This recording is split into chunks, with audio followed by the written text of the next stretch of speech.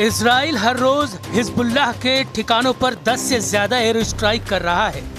दक्षिणी लेबनान में हिजबुल्लाह के नेटवर्क पर हर दिन गोले दाग रहा है। अल्लाहु अकबर, अल्लाहु अकबर। जिस पल हिजबुल्लाह के खिलाफ आईडीएफ का ऑपरेशन रुकता है, इजराइल की सेना हमास के ठिकानों पर गोले दाग देती है। आईडीएफ के हमलों के बीच दावा किया जा रहा है कि हमास फिर से संगठित हो रहा है और इजराइल के खिलाफ दूसरे दौर की जंग शुरू कर सकता है।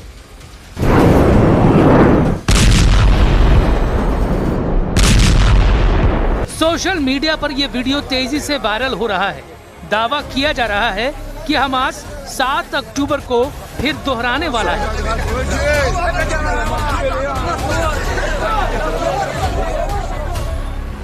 एक और वायरल वीडियो में दावा किया गया कि हमास इजरायलियों पर वैसे ही हमला करेगा और उन्हें बंधक बनाएगा जिस तरह हमास ने 7 अक्टूबर 2023 को अचानक हमला किया।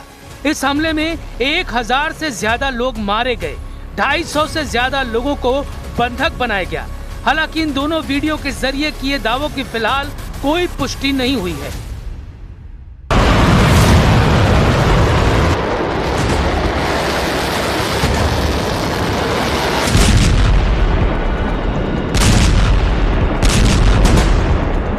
लेकिन 2 दिन पहले इजराइल के एक दावे ने हमास से उठती जंग की चिंगारी पर फुल स्टॉप लगा दिया। इजराइल ने दावा किया कि उसने एयर स्ट्राइक में हमास लड़ाका यूनिट के चीफ इज़ अल-दीन अल-हद्दाद को मार गिराया है। इस स्ट्राइक के बाद गाजा से तबाही की तस्वीरें भी आईं। साथ ही इज़ अल-दीन अल-हद्दाद की मौत का मातम भी दिखा। द घोस्ट के नाम से मशहूर इज़ अल-दीन अल-हद्दाद को मई 2025 में मोहम्मद सिनवार की मौत के बाद हमास लड़ाका यूनिट अल कसम ब्रिगेड का चीफ बनाया गया था। अब रिपोर्ट सामने आ रही है कि हमास के अल कसम ब्रिगेड की कमान मोहम्मद उदैह को सौंपी गई है। उदैह पहले हमास की मिलिट्री इंटेलिजेंस का प्रमुख था। दावा किया जाता है कि 7 अक्टूबर 2023 के इजराइल पर हुए हमले की पूरी साजिश इसी ने रची थी। इजरायली बॉर्डर की कमजोरियों को पहचानने और हमले को अंजाम तक पहुंचाने की पूरी प्लानिंग में उसकी अहम भूमिका बताई जाती है। अब डर है कि वो इस तरह के हमले को फिर से अंजाम दे सकता है। तो क्या गाजा में खाड़ी का सबसे खतरनाक चैप्टर शुरू होने वाला है? हमास ने नया बॉस चुनकर इजराइल को 7 दिन में बदला का संदेश दे दिया है। क्या लेबनान में हिजबुल्लाह और गाजा में हमास 2 मोर्चों पर इजराइल को घेरने की तैयारी है, ताकि इजराइल इन दोनों मोर्चों पर फंसा रहे और ईरान खुलकर अमेरिका और इजराइल पर नए हमले का प्लॉट तैयार कर सके। השבוע אנחנו חיסלנו את רב המרצחים עז א-דין אל-חדאד. הוא היה בעצם מספר 1 בזרוע הצבאית של החמאס, וזה הזרוע של החמאס, זה החמאס. בעזה הוא חוסל. המחבל הנתעב הזה היה אחראי לרציחתם, לפציעתם, לחטיפתם של אלפי אזרחים ישראלים וגם חיילי צה"ל. הוא השתמש בחטיפה, בשבי של החטופים, הוא השתמש בחטופים כמגן אנושי. इजराइल की सेना हमास के अल कसाम ब्रिगेड के पुराने चीफ की मौत का जश्न मना रही है, लेकिन हमास ने बिना देरी किए दूसरा चीफ खड़ा कर दिया है। ये वो चीफ है जिसने 7 अक्टूबर की पूरी कहानी की प्लॉटिंग की थी और यहीं से शुरू होता है इजराइल का नया डर, क्योंकि सोशल मीडिया और कट्टरपंथी चैनलों पर ये नैरेटिव फैलने लगा है कि नया हमास तेज बदला लेने की मूड में है। हालांकि 7 दिन में बदला लेने वाली खबर की पुष्टि नहीं हुई है, लेकिन हमास समर्थक नेटवर्क में बदला लेने का मैसेज तेजी से फैल रहा है और यही वजह है कि इजराइल की सेना सीज फायर समझौते के बावजूद दोनों मोर्चों पर बहुत आक्रामक दिख रही है। गाजा पर लगातार एयर स्ट्राइक हो रही है, ग्राउंड पर बम के गोले गिर रहे हैं। אנחנו לופתים את החמאס, אנחנו יודעים בדיוק מה המשימה שלנו, והמשימה שלנו היא אחת, להבטיח שעזה לא תהווה יותר איום על ישראל, וגם את המשימה הזאת אנחנו מבצעים.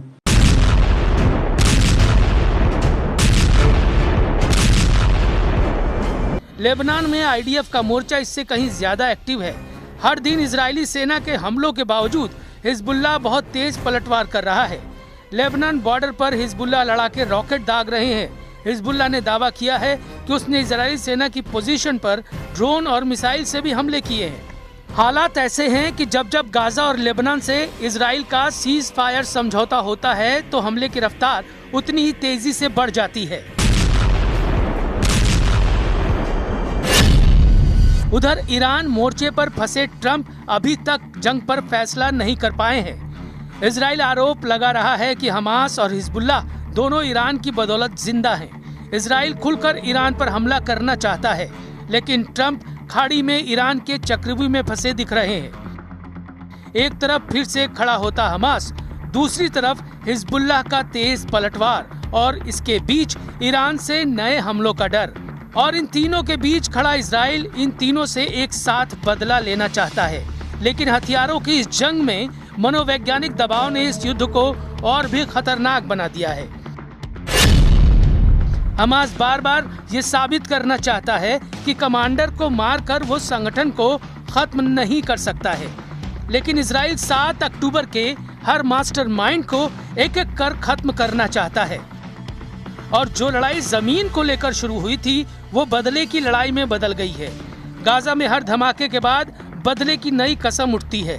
लेबनान में हर मिसाइल अटैक के बाद एक नया फ्रंट खुलता है और मिडिल ईस्ट धीरे धीरे उस मोड़ की तरफ बढ़ जाता है जहां शांति, सीज फायर सिर्फ कागजों की कहानी रह जाती है।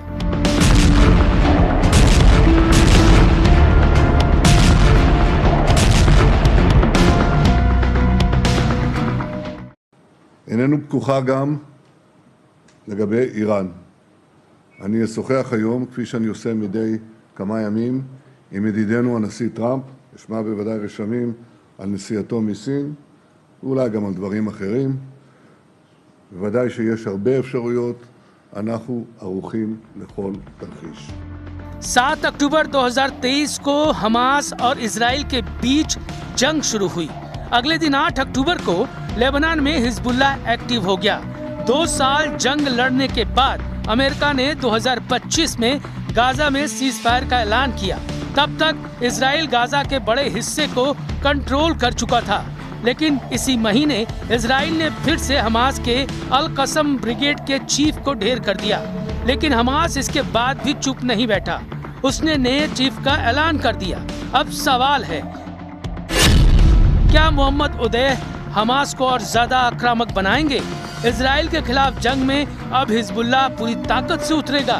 क्या दोनों मोर्चों पर इजराइल की जंग नीति काम कर रही है? लेकिन अब सवाल सिर्फ गाजा या लेबनान का ही नहीं है। सवाल है मिडिल ईस्ट में जंग की जलती आग कहां जाकर रुकेगी। एक तरफ हमास का नया चेहरा, दूसरी तरफ हिजबुल्लाह की मिसाइलें और तीसरी तरफ ईरान का साया। इन तीनों के बीच खड़ा इजराइल अब आर पार के मूड में दिख रहा है। अब खाड़ी उस मोड़ पर खड़ा है जहां एक चिंगारी पूरे इलाके को सबसे भयानक युद्ध की आग में धकेल सकती है। और सबसे बड़ा सवाल, मिडिल ईस्ट उस युद्ध की तरफ बढ़ चुका है जिसे रोकना क्या अब किसी के बस में नहीं है।